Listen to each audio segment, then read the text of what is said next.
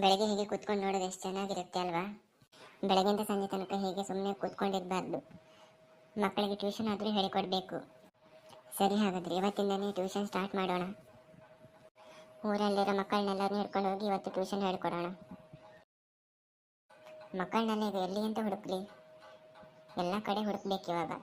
ನೋಡೋಣ, ದಾರಿಯಲ್ಲಿ ಏನಾದರೂ ಸಿಗ್ತಾರೆ. ಸಿಗ್ದವ್ರನ್ನೆಲ್ಲ ಕರ್ಕೊಂಡು ಹೋಗ್ಬಿಡೋಣ.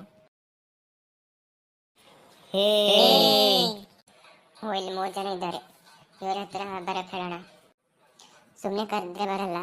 ಟ್ಯೂಷನ್ ಆದಮೇಲೆ ಚಾಕ್ಲೇಟ್ ಕೊಡ್ತೀನಿ ಅಂತ ಕರ್ಕೊಂಡು ಹೋಗೋಣ. ನೀವೆಲ್ಲ ಇಲ್ಲೇ ಇದ್ದೀರಾ? ನಿಮ್ಮನ್ನು ಹುಡುಕಿ ಹುಡುಕಿ ಸಾಕಾಯ್ತು ನನಗೆ. ಯಾಕಕ್ಕ ನಮ್ಮನ್ನು ಹುಡುಕ್ತಾ ಇದ್ದೀರಾ? ಇವತ್ತಿಂದ ಟ್ಯೂಷನ್ ಸ್ಟಾರ್ಟ್ ಮಾಡ್ತಿದ್ದೀನಿ. ಉಳಿದವರಿಗೂ ಹೇಳಿ, ಎಲ್ಲರನ್ನೂ ಕರ್ಕೊಂಡು ಬನ್ನಿ. ಟ್ಯೂಷನ್ ಜಾಲಿಯಾಗಿರುತ್ತೆ. ಸರಿ ಅಕ್ಕ, ನಾವು ಬರ್ತೀವಿ. ಎಲ್ಲರನ್ನೂ ಕರ್ಕೊಂಡು ಬರ್ತೀವಿ.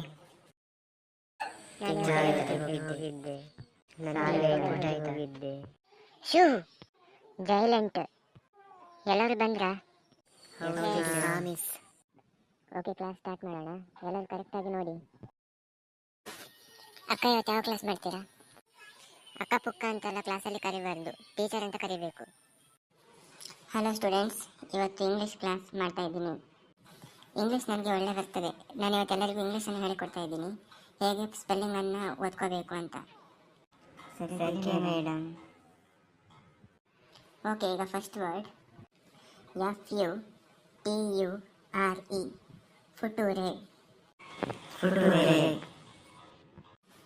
ಫುಟೂರೆ ಅಂದರೆ ನಮ್ಮ ಭವಿಷ್ಯ ಅಂತ ಅರ್ಥ. ಓಕೆ, ಈಗ ನೆಕ್ಸ್ಟ್ ವರ್ಡ್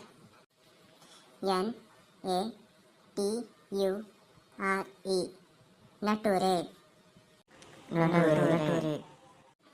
ನಟೂರೆ ಅಂದರೆ ಕಾಡು, ಅರಣ್ಯ ಅಂತ ಅರ್ಥ. ಇವಾಗ ನೆಕ್ಸ್ಟ್ ವರ್ಡ್ WOMEN. ಓಮೆನ್. ಈಗ next word BUS. ಬುಸ್.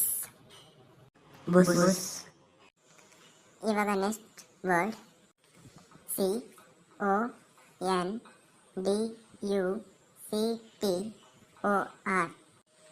CONDUCTOR. Conductor.